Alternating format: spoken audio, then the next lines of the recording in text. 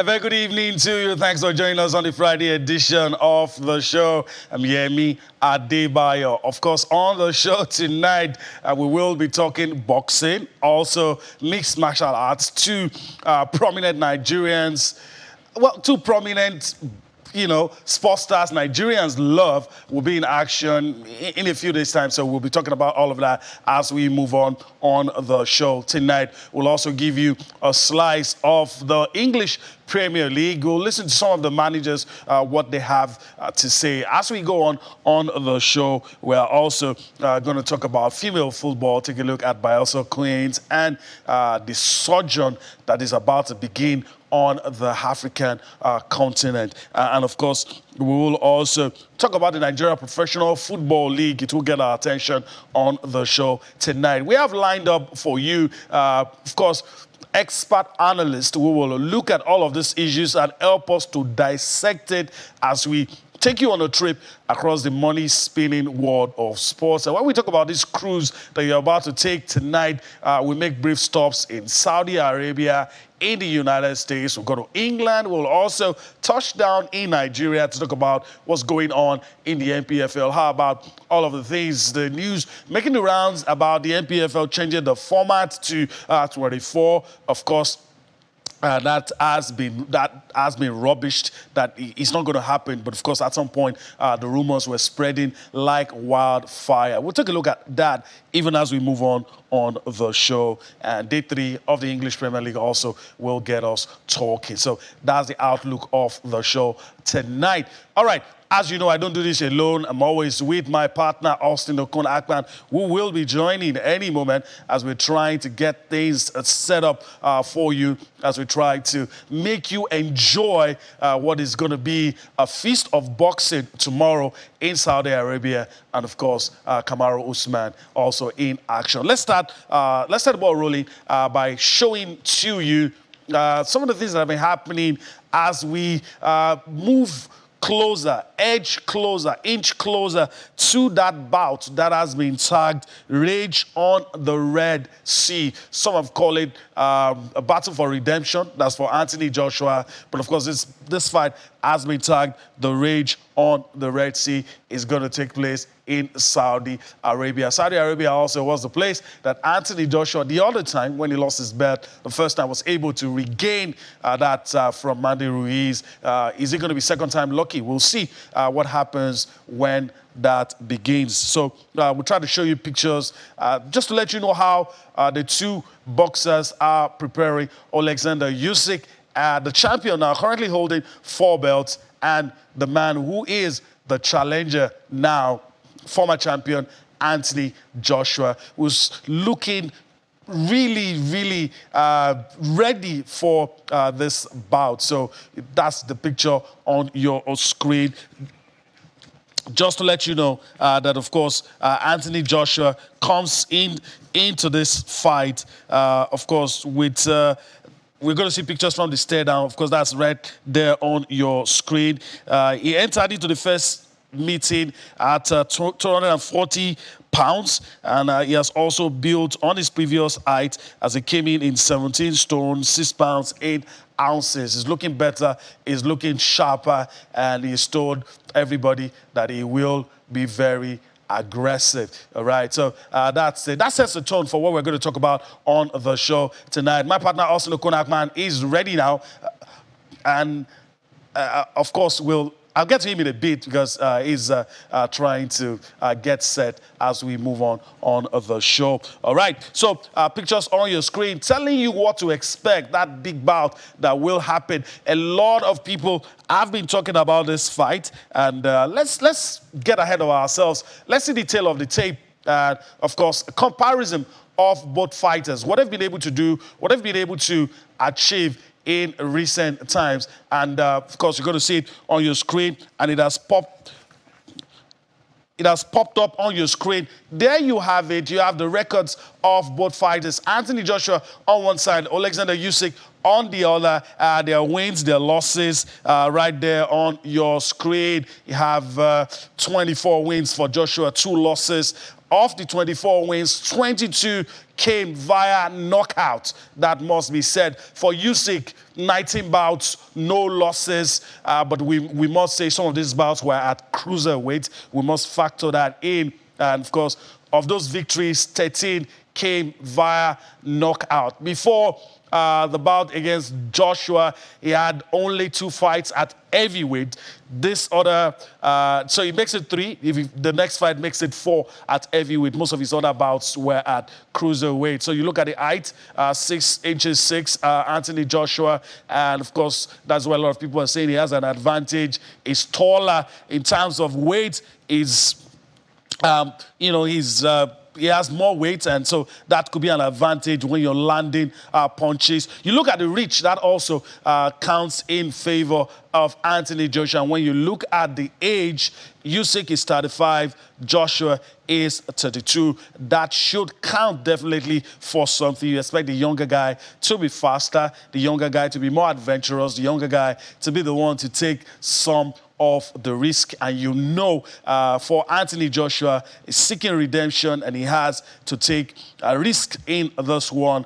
Obviously, he won't probably be able to outbox his opponent. So that's it for you. We can just look at this for a while, and we see what happens. Stats don't make fights, like they say, but then we'll see what happens as we go on. That fight, of course, will happen tomorrow, and we hope at the end of the day, may the best man win. That's what we always say when it comes to sports. We go on the show, and also let's just quickly show you what a lot of people like to see when it comes to boxing, the workout session of both fighters. He can't tell you a thing or two. Some people have deduced from the training sessions that the Anthony Joshua camp has put out, the videos of the training sessions that he has put out. It looks likely that Anthony Joshua will come out in this fight aggressive, fast, as he tries to go for a knockout, which he didn't do the first time. And you remember some of the comments Anthony Joshua made. He came into that fight thinking he could outbox Usyk. People have criticized Anthony Joshua that he's just aggressive, he's fast, he relies on the knockout, that he really doesn't, know how to box. So he went for that strategy in the first bout. It didn't work for him. Now he says, I'm going to try something else. And that's the feelers we're getting from the Anthony Joshua camp. And you see his footwork, you see everything that he's putting into it. You can read whatever meaning you want to read, but the feelers we're getting is that there's going to be a change of approach in this second bout. His opponent is not giving anything away. That's what scares a lot of people. Usyk has just been calm. He's not showed his hands. He's keeping his cards close to his chest, and we'll see what happens when the fight takes place. But of course, we're having an idea as to what Anthony Joshua might decide to do when he faces his opponent, and that's Alexander Usyk, the Ukrainian. By the way, Usyk says, look, I'm doing this not for myself. I'm carrying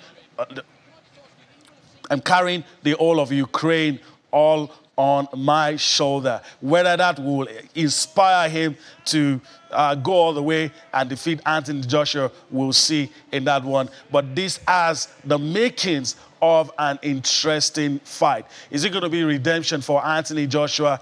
Is it going to be, of course, retention of the 4 titles for Usyk? This man in your picture stunned the boxing world, going right there in the United Kingdom to defeat Anthony Joshua. All right, so that's what's going to happen in a few days to come.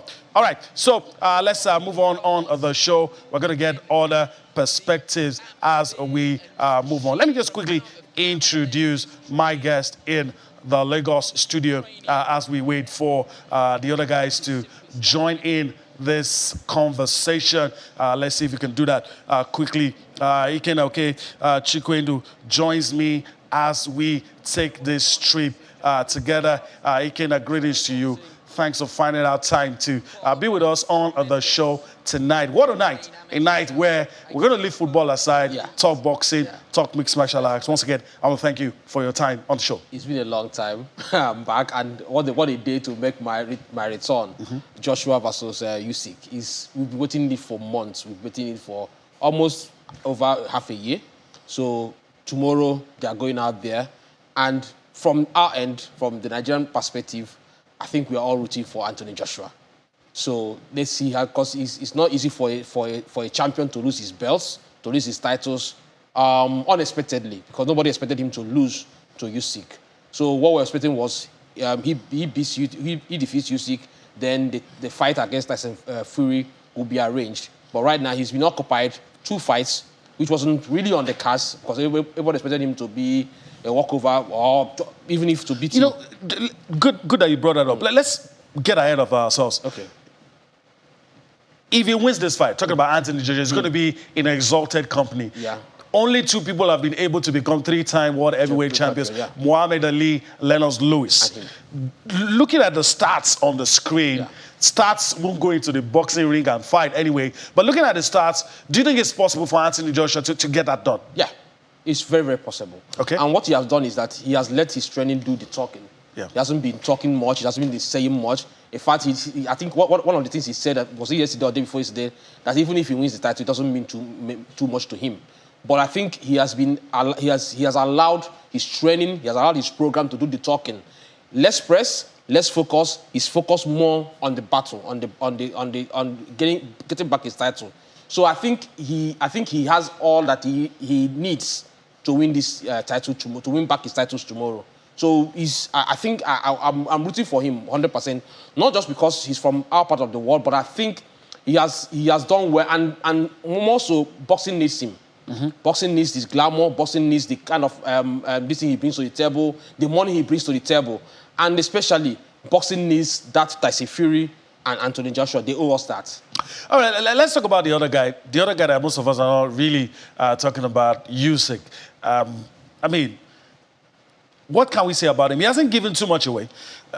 Not that Anthony Joshua has told us what he was going to do, but he appears like everybody knows he's going to go, try to be aggressive, seek for a knockout. He's not going to try to outbox Usyk. But as far as Usyk is concerned, he hasn't given anything away. But do you think he's going to approach the bout the same way, just doing his best to stay out of the reach of Joshua and to outbox him? I think that last point is what he's going to do. Staying out of his reach. That's exactly what he's going to do. Because if you look at what Tyson defeated the last guy, but the thing is, there's a game plan, there's a strategy to this fight. It's not going in and start punching out all the way. You have to plan it. All you need is that as a champion, you don't need to be knocked down. You don't need to be knocked down or you stay down. So all he needs is that he gets his points and retains his title. So that might be his strategy tomorrow. But albeit, it's left for Joshua to take the fight to him. He's not the one taking the fight to Joshua. He's the champion. He can sit back and take the punches he wants. But he will approach it with a strategy of not losing, of not getting knocked down as many times as possible. So it's all about what his corner is going to do tomorrow, how they are going to plan the game, how he's going to approach the game. Going pound for pound with Anthony Joshua might be a mistake. But he also has an advantage of having the whole nation behind him. They are at war. The nation needs him to win that title again, to retain it again. So I think we are just as if you're neutral, you're in for a battle tomorrow. All right, for those of us in this part of the world, it's very difficult to be a neutral, but we'll try our best. Like what we say in sports, may the best man win, and that's what... May Joshua win. Okay. We'll see what happens. All right, so let's bring the others into it. Of course, let's switch gears now. Austin Okuna-Akpan, of course, is ready now. He's itching to go. Greetings to you, Austin. Thanks for making it through, and as usual, allowing us to do this together, as always. What a greetings to you, Yemi, and of course, our viewers joining us from different parts of the world. I got carried away with the conversation you were having with Ikenna. It's all about the rage on the Red Sea. Joshua Usyk too. Let me quickly bring the champ into the conversation. Rafael Akpeojire is a Nigerian heavyweight boxer who is also doing his thing. Rafael, good to have you on Sports Tonight. Good to have you too. Thank you for bringing me on. Awesome. I couldn't wait to just, get into it with you and my colleague here, and of course, Tikena. Let's have some fun talking about Joshua Usyk too. You had a training camp with Usyk. I met Usyk when they had the press conference in London. I discussed with him. He said he's just going to execute these as another job. How dangerous is this Ukrainian boxer? He's very dangerous. He's probably the best boxer I've ever faced in sparring. I'll say this: the fight against the rematch against Usyk is not going to be the same as the rematch against Andy Ruiz. You have to look at Usyk's rap sheet. I spoke to Usyk in camp. This man had 376 amateur fights. He's a one-time Olympic silver medalist in cruiserweight. He's a one-time Olympic gold medalist at cruiserweight, which is the heavyweight division. He's undefeated as a cruiserweight boxer. He's actually an undisputed cruiserweight champion of the world before he moved up to heavyweight. And he's campaigned against the toughest and one of the best heavyweights in the division. Going from Derek Chisora and actually being Anthony Joshua. This is not going to be an easy fight for Anthony Joshua. Like I always say, may the best man win. And, it's a dangerous one because we're dealing with a guy who knows how to box, a guy who might not be as big. He might not have a 13 heavyweight punch as I do, as Deontay Wilder does, or as Anthony Joshua does. But he's going to pick you apart for 12 rounds. So for 12 rounds in a boxing ring, you have to be actually responsible for each of those 48 minutes inside the ring. So it's a tough one. It's a tough one for Joshua, but this is boxing. I think the best man will come out on top, and well, let's be honest. So champ, let me let you know that I've been monitoring you, and when I saw on social media you saying all the best to the champ Usyk, and then you ended it with that diplomatic statement, "May the best man win." My colleague Emi has done the same thing tonight, but I know you are proudly Niger. And Anthony Joshua represents Nigeria 100%. Let's talk about the chances of the challenger. It's difficult to see Anthony Joshua as the challenger for this sort of fight, but that's what it is. What are his chances? What can he do to, turn things around and bring back those 4 belts to London? Personally, I think it's a 50-50 fight. I know being in camp with Usyk for a long time, I know the strategy, which I absolutely would never tell you. I know the preparation. I know the work that has been put in for Usyk. I don't know the preparation from Anthony Joshua, but for having a lot of boxing knowledge and seeing the snippets that Anthony Joshua has put out there, I can intelligently say what his game plan is. I think Anthony Joshua, based on what he's put out, his frame. His frame has come into a speedy frame. His frame has come back into a frame that should be able to last him at least 10 to 12 rounds being effective. He's in super shape. His countenance is amazing, being that he looks very serious and he looks like this means a lot to him. And looking at the little snippets of training that he's put in, he's putting punches together. He's ending every body shot, every combination with a body shot, which gives you a good idea that at least the first 5 rounds, every combination that he's going to throw, he's going to be targeting the body a lot, especially with the left body shot, being that Usyk is a southpaw. That seems like the game plan for me, from my quote unquote intelligent look into what he's doing. I think it's a 50-50 chance for Anthony Joshua. The only problem I might have with Anthony Joshua is that Usyk is a very, very, very skilled, dangerous, and very persistent fighter, especially with his tempo. The same amount of punches he throws in the first round is the same amount of punches he's going to throw in the 11th round. The tempo is the same. So, yeah, Anthony Joshua has that knockout power. Usyk has been in the ring with the biggest of heavyweights, especially in camp. The question then remains is, can you match Usyk punch for punch? You know, because with Usyk, we're not worried about him throwing a straight left a cross shot that would knock Anthony Joshua out. We're worried about the punches you don't see, because the punches you don't see are the ones that are going to knock you out, and that's what Usyk is very good at. You know, so the question will be answered in this set from the 7th round. You know, can Anthony Joshua keep the same thing he's been doing in the first 7 rounds? Can he keep it all the way to the 12th? So that's where the fight will be won, between the 7th and the 12th round. And in the first fight, things started going wrong in the 7th round. I know my colleague Yemi wants to know more about Anthony Joshua's chances. Yemi, I don't know how much time we'll have before we go on the first break, but I'm going to give it back to you now. Yeah, thank you. We're going to that break right about now. I'm enjoying your discussion with the champ. Let's go on a break. Right about now. When we return from that break, still a lot for you on Sports Tonight. Join us again.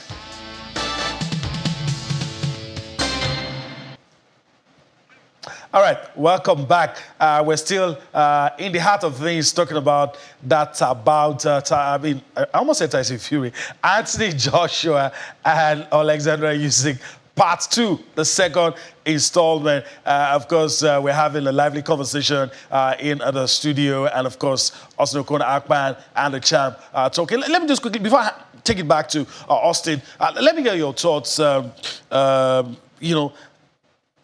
We're looking at all of this, and I'm very happy the champ has told us what to expect from Usyk. It's given us a detailed talk about how disciplined Usyk is, and that's one of the things that scares me. And one of the things he said that I think I've noticed for a while is what you get from round 1 is what you're likely going to get till the last round, and it takes a lot to drop this guy. Yeah. And if the intention is to drop this guy, how easy do you think it's going to be? It's not going to be easy. He's a champ. He's a champ by his own rights. It's not going to be easy. And 19-0 is not it's not child's play. Yeah. Whether he's cruiserweight or heavyweight, it's just not a child's play. Complain. So he's a champ by his own right, and he did defeat a champion to get those titles. So, like he said, he made a very perfect analysis, gave us an insight of, because he has worked closely with him. He said what you give him is what you're going to get back. So it's not going to be a walk in the park for, and I know Anthony Joshua and his corner, they all already know that for sure, because they lost the first fight to him. So I think for what it's worth, for boxing as a whole, this fight is going to also elevate, apart from the Deontay Wilder, Tyson Fury, what they brought to the table, this has another level to it. And going to Saudi Arabia means that there is something financially for boxing, in terms of finance, in terms of reputation, in terms of bringing people back to boxing again and making the world acknowledge what is happening. But for this fight tomorrow, for both fighters, it's not going to be easy. And Joshua will not just walk to the ring and take the belt and walk back again. He's going to have somebody that is going to put up a big fight to retain the title. He wants to go on, and we've been calling Anthony Joshua. He has been champion for how many years? Usyk wants the same, and he has training. He has a lot of things backing him. He has the capability, the mentality of a champion going into this fight. So I don't think it's going to be easy for Anthony Joshua tomorrow in Saudi Arabia. All right, Austin, I'm going to allow you to get back to your discussion with the champ. I'll sit back. I actually would have loved to ask him a few questions, so maybe I'll do that after you're done with it. But let me ask you this. Ikeda has painted a very grim picture, and that begins to show you what Joshua might need to do to get this back. But whatever it is, definitely not going to be easy. And I told you right after that press conference in London, I sat down with Joshua's trainers led by Coach Garcia, and he said that it's all about mentality, because when they analyzed the first fight, Usyk got into that fight with so much confidence. It's all about mood. And we just talked about it, that the way you get into the fight matters. Anthony Joshua hasn't shown enough hunger, particularly with how he prepared for that first fight. He needs to show that. He needs to be fierce. He needs to be feared. He needs to get into that game, into that fight, and show Usyk that you've got my belt, I'm here to get it back. And from round 1, start putting in the work, And look, he's under so much pressure. He's not going to lie. He's not under pressure to deliver that fight, because if he doesn't, his relevance in the heavyweights category will drop. It's not going to get back those belts. And there's just so much involved in this in terms of reputation. Heavyweight boxing, people just believe that you go for the knockout, get it done. You listen to Derek Chisora, the interview I had with him. He said, look, just knock him out. But I'm sure Coach Garcia and his team, they must have monitored this guy called Usyk, watch that first fight, and find ways that Anthony Joshua can rock him. He needs to rock him. He needs to get all the ideas Usyk would take into that fight out of his head, you know?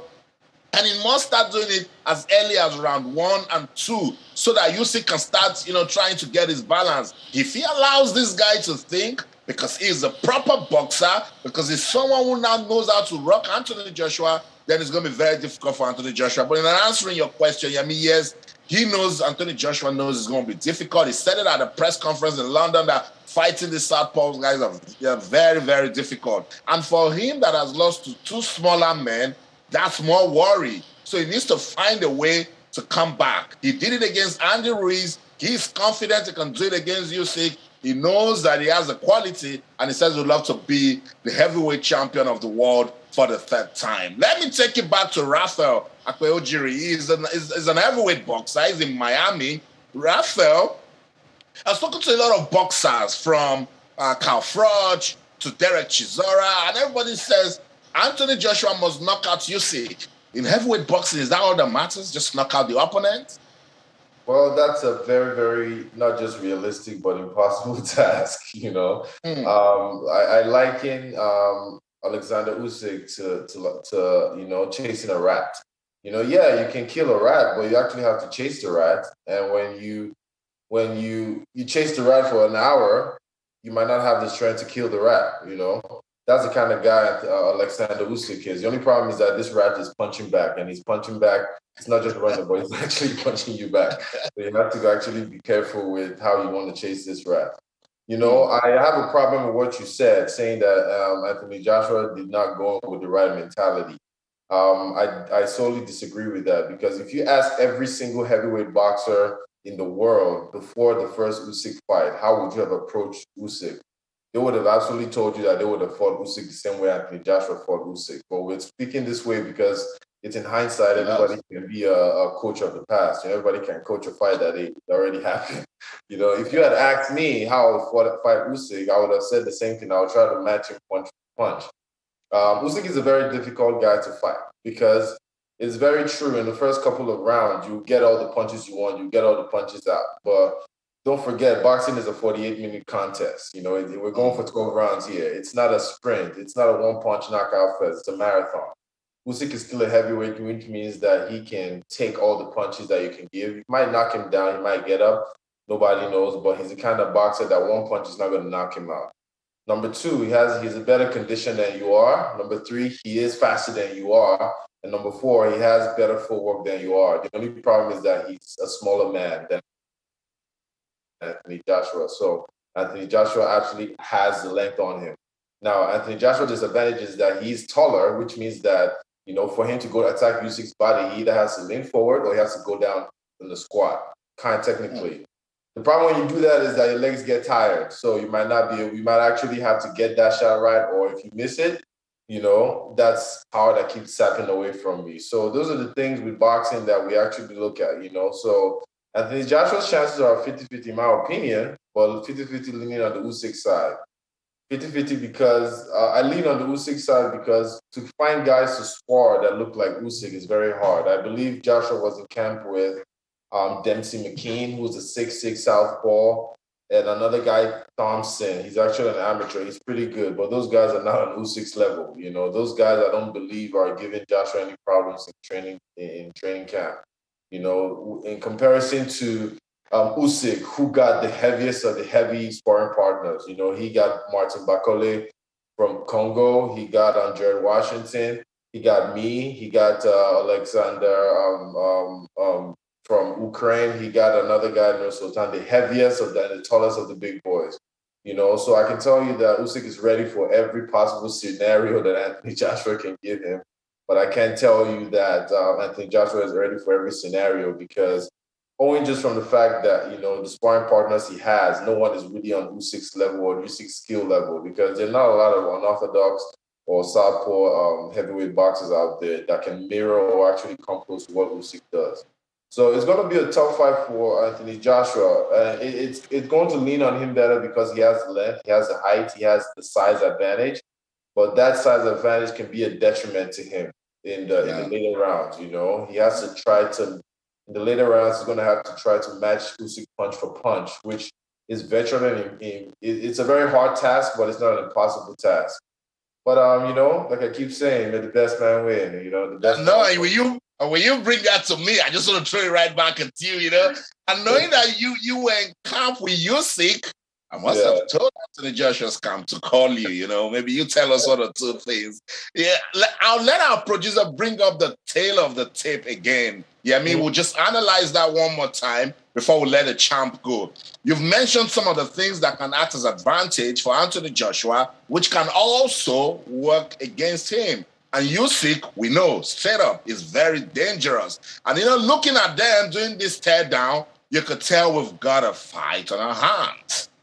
What can do it for either Usyk or Joshua? That's the tail of the tape right there. Anthony Joshua with a better reach. You mentioned Anthony Joshua as the height advantage, which you also said can be a problem. And I'm not contesting it because you're the champ right here. And you said the mentality that he took into the first fight was proper. But I was at a press conference in London, and he said he wished he did something different in approaching that fight. You know, so I want you to take a look at this tail of the tape, champ. Now take it away from what they've done in the first fight. Take it into their preparation. You know very well how Usyk prepared. I know to an extent how Anthony Joshua prepared. And when he came out for that stare down, you can see he's looking fit, he's looking sharp, he's lost some good weight. I'm sure that he did that for mobility. What can do it for Joshua? What can do it for Usyk tomorrow? I mean, I think it's going to be a good fight. Being that, you know, Anthony Joshua, who was a favorite in the first time, he wasn't my favorite in the first time, has already lost. They already shared 12 rounds in the boxing ring. Nobody got dropped. They already felt each other. Anthony Joshua hopefully can retain a lot of knowledge from the first fight. Usyk, being a person in camp with Usyk, I don't really see what. I mean, if you notice, Usyk has been smiling, right, for the last 1 week. But he's been smiling for a reason because he's been through hell. You know, the hellish part is over. You know, right now it's a week for him to rest and relax his body and recover. You know, he's smiling because the hard part of training camp is over. So for Usyk, he just has to go out there and do what he's been doing. I don't know much about Joshua. I think he already is in the right frame of mind. I think he's already trained. I think Robert Garcia is a guy who knows boxing. Being here in the United States, he has a great game plan, and I know this because of the little snippets that Anthony Joshua has posted out. The question is, how long can Anthony Joshua stay disciplined in that game plan? Because, like a great philosopher once said, Mike Tyson, you know, everybody has a plan until they get punched in the mouth. You know, then things change. You know, so the question is, if Anthony Joshua, if he gets hit, which he will get hit with shots that he's not going to be able to see, how would he respond? You know, would he go back to his normal survival mode, which we saw last fight, or would he stick to the game plan and trust that all the things that he's worked on for the past 4 months, you know, will work? You know, I think that's a question for Anthony Joshua, just staying true and staying disciplined with what he's done. For Usyk, you know, Usyk is Usyk, man. Usyk is going to box you. If you watch Usyk's fight, I don't think much will change, except for the fact that he's ready, he's bigger, he's stronger, he's faster, you know, more fluid, and he knows how to take some real thudding punches from real heavyweights, and he's not scared, you know. So for Usyk, you know, just to go in there and believe that, you know, I could stand with this guy no matter what many punches he wants to throw at me. So I think that's the winning formula for both fighters. I think that's a good place to leave it. Raphael, thank you so much. A Nigerian boxer, you know, just sent me a message. Tell Raphael to stop all this and ask Usyk to return our belts, you know. I know how difficult this is for you. You're in the camp of Usyk. If he wins, you get more money. But I know in your heart of hearts, you love Nigeria. So it's a very difficult one for you. But all the same, thank you so much, champ, for your time. Always a delight having you on the show. Thank you very much. And shout out to all my Nigerian fans. I appreciate you guys. You know, I should be home soon. Okay, we're waiting for you. So that's it. Me and Ikenna. I know you guys are right in the middle of everything, and it's just Nigerian and Anthony Joshua that you've got on your minds. Yeah, we're barely going to not have time for anything. All right, nice one, Austin. Ikenna, let's get back into it. I think we've thoroughly exhausted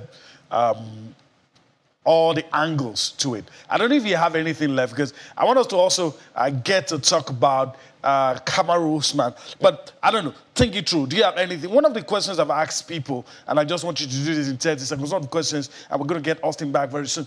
One of the things I've asked people is, do you think Usyk can come with something different? We've seen all of the advantages he might have. Do you think he might be the one on the offensive? Is it possible? No. No, he won't be the one. He doesn't have the skill set for that. No, not that he doesn't have the skill set. He won't be under that pressure to be on the offensive. What does he have to prove? Okay. So Anthony Joshua has lost the belt. He wants the belt back.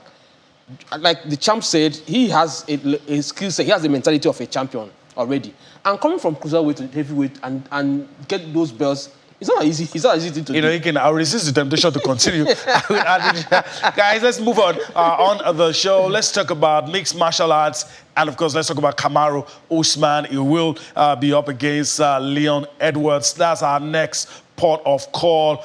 He will be up against an opponent who is a tough customer, it must be said, and he has prepared well for this bout. And we're going to see on the screen shortly, our producer will put it up, the tail of the tape, these two fighters, Kamaru Usman, nicknamed the Nigerian Nightmare, and, of course, Leon Edwards, nicknamed Rocky. And that's it on your screen. Before we get Austin back, let me just allow you to say a few things. You look at this, really looking good. If you look at the stats, in terms of wins, losses, and draws, it looks almost even for them. But Leon Edwards has lost. I think they fought before. Yeah. And Usman defeated him. Kamaru Usman is practically, because he's beating everybody. Everybody. He's giving everybody a second chance. Exactly. So it's not left for UFC to actually get good fighters for him. To actually give him that kind of... You sound like you're already writing off Leon Edwards. What else? He hasn't lost it. He has beaten him before. He hasn't lost. It doesn't look like he's going to lose. That's the important. It doesn't look like he's going to lose.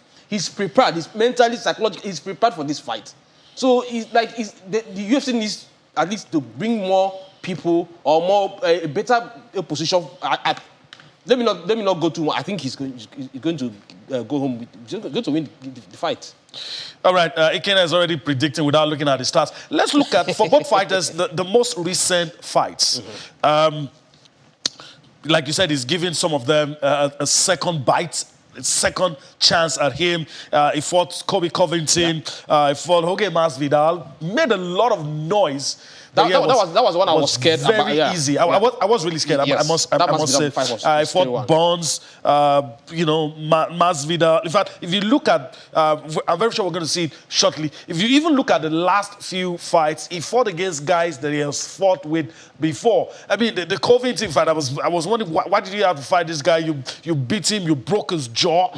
Everybody know. And, I mean, if I was in mixed martial arts, if someone breaks my jaw, I'm not going to step into the cage with that man again. But these guys wanted it so bad, they came and they still gave them. And we've been privileged to have him on our show once. And I asked him, why do you keep giving these guys a second chance? One of the things you said, if you were not convinced I beat you the first time, I give you the second chance, maybe at the end of that you'll be convinced you got to beat him. That is his mentality. That's why I say he has a mentality of, and he's psychologically and mentally ready for this fight. So it's like he's giving them a second chance to come and take this bet off him. If they can. If they can. It's a challenge. But I don't think they're up to it at this moment. Anybody in that category? Yeah. For now, until we see somebody new. Maybe somebody steps up. Exactly. Somebody steps up. Or he takes up a higher what's it called? A higher weight. Moves up the ladder. That's what we're expecting. Having conquered this particular weight, I think he needs to move a class up. But let's not sound disrespectful to Leon Edwards. Yeah. out of the last 5 fights, he won 4. Yeah. And just one was a no contest. I mean, everything went in his way. You know, so you look at Kamaru Usman. Some people say it's difficult to beat because he knows how to wrestle, he knows how to box. He has a beat of everything. And if you're fighting against somebody like that, what would you have to do better to get the better of him?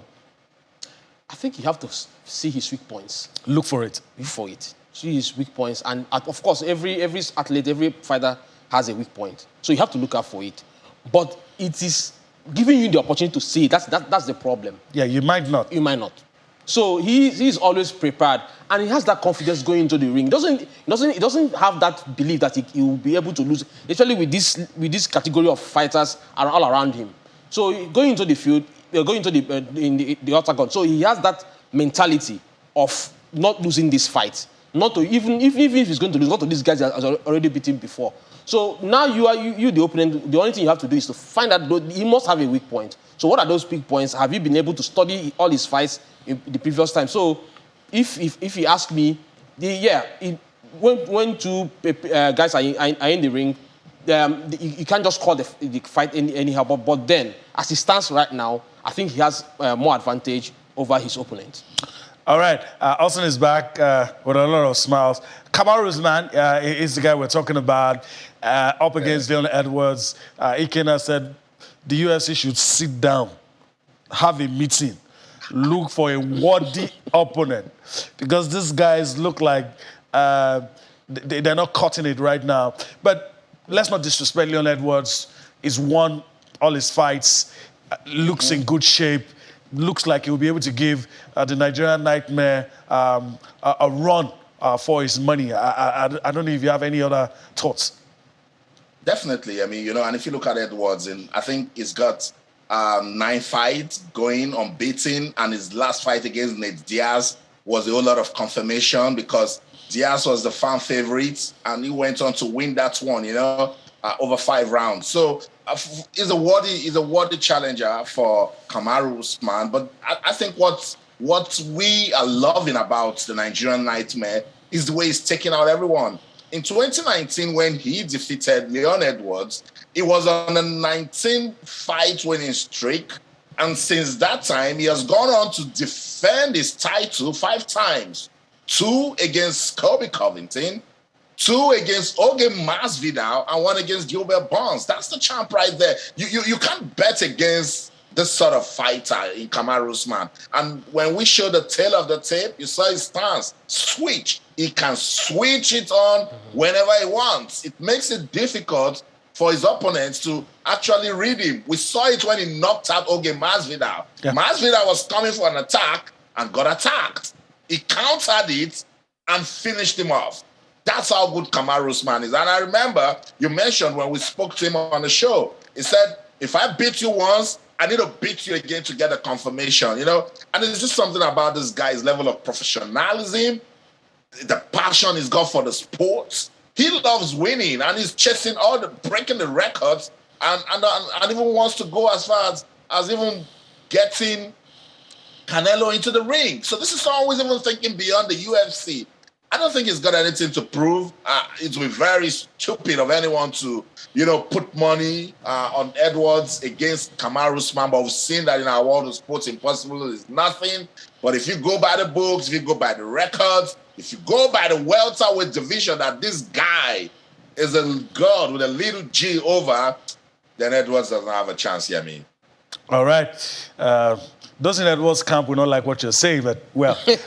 He's even Conor McGregor. All right.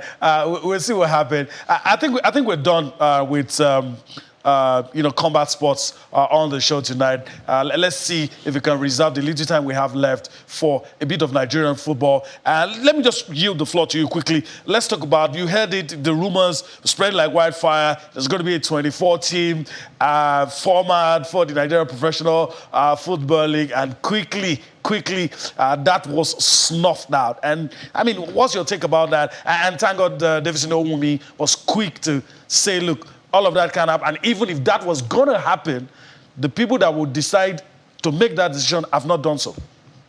That's right. I mean, you know, and we'll keep hearing more of these things as we await the September 30th elections. Change is inevitable, you know, and when we start hearing all of these talks and they're dispelled immediately, it means people are actually having this sort of conversations. I don't know how good it will be, but I know we've come to a stage in Nigerian football where it is those who are serious that should be part of the league system. And that's why I want to hand it over to Ikenna. Ikenna 24, I don't think it's about the format. I think what we should be talking about now is how to take football away from state control, put it more into independent hands, and see ways that we can make our football productive, competitive, and profitable. It's all about, right now, nobody's talking about football, formats, number of teams, number of clubs. Everybody's talking about money. African Super League is about to kick off. It's all about the money. European Super League was scrapped up. It's all about the money. UEFA Champions League is all about the money. Conference League. So when you see what is happening around us, we are the only ones stuck in who gets promoted, who gets relegated, what format are we going to play, the chaotic thing we are organizing.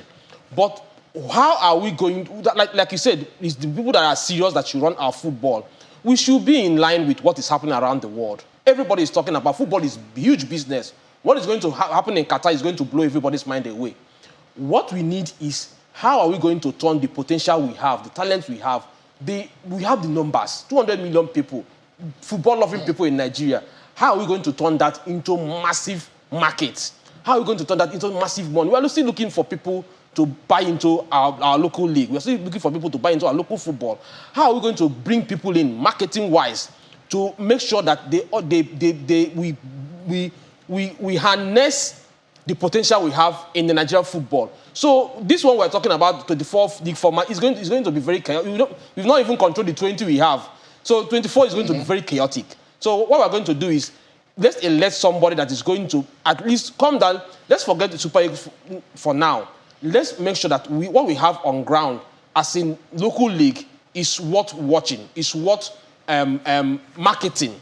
That's what I want to say. So I think we should, once that we should not get it wrong. All right. And that's a good place to let it land. Let's take a look quickly at the English Premier League. A lot of people won't forgive us if we don't do that. Let's see if we can do that quickly. I want to run through that in a few seconds that we have left. The English Premier League matches to be played over the weekend. And right there on the screen, Tottenham will take on Wolverhampton Wanderers. Crystal Palace will be up against Aston Villa. Everton will take on Nottingham Forest. Fulham will be up against Brentford. Leicester City up against Southampton. Bournemouth up against Arsenal, the Gunners. And on Sunday, Leeds United will be up against Chelsea. West Ham up against Brighton. Newcastle up against Manchester City, and Manchester United on Monday will take on Liverpool. And there's been a lot of issues surrounding that. Eric Ten Hag telling the fans not to protest. All right, I guess that's a good place to leave it on the show tonight. I would have loved to get your thoughts, but we're out of time. Ike, I want to thank you for your time on the show today. Hopefully we'll do this again some other time. Definitely.